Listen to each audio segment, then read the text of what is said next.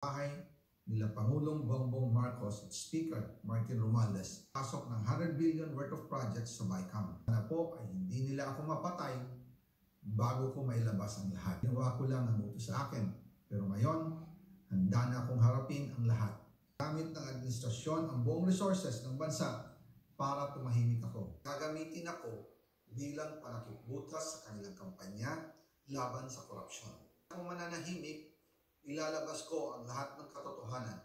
May resibo, may ebidensya, at may pangalan.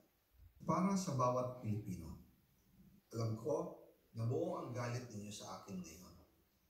Naunawaan ko rin kung bakit. Lalo na at malaki ang halagang nakakaya.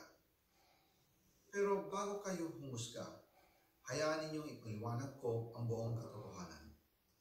Matagal akong hindi nagsalita dahil may direktang utos sa akin. Huwag nang bumalik ng Pilipinas at manahimik na lamang. Umalis ako noong July 19, 2025 para sa aking medical check-up.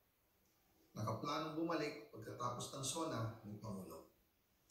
Pero habang papauwi na ako, tinawagan ako ni dating Speaker Martin Romualdez at sinabihan, "Stay out of the country.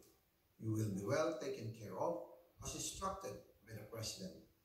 Noon naniniwala pa ako sa kanila, kaya't hindi ako bumalik.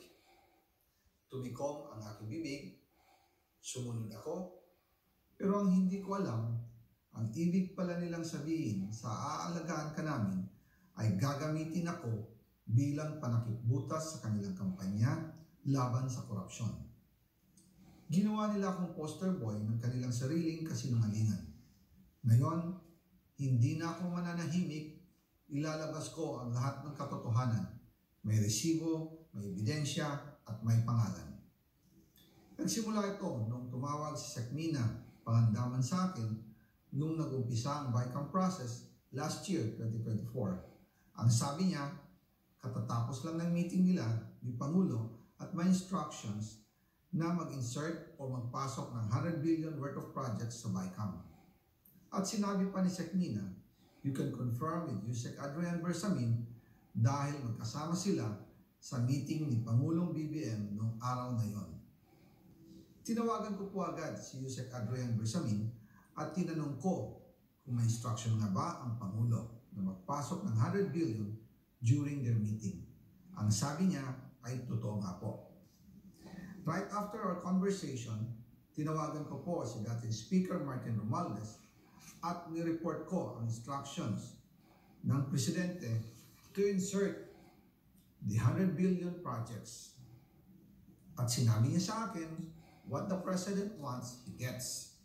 After ng ilang araw, nag-set po ng meeting si Sekmina Pangandaman at Yusek Adrian Bersamin sa amin ni dating Speaker Martin Romualdez sa Aguado Building in front of Gate 4 ng Malacanang at nandun din po si Yusek Jojo Cadiz. During the meeting, binigay po ni Yusek Adrian Bersamin ang listahan na worth 100 billion. Tinanong ko po si Yusek Adrian kung saan galing ang listahan. Ang sagot niya, galing kay PBBM mismo at binigay niya ito mula sa brown leather bag.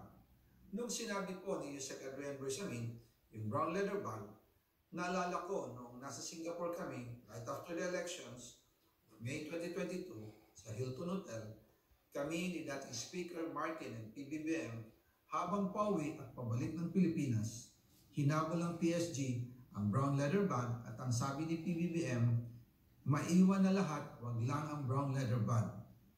Kaya naniwala ako na utos talaga ito ng Pangulo.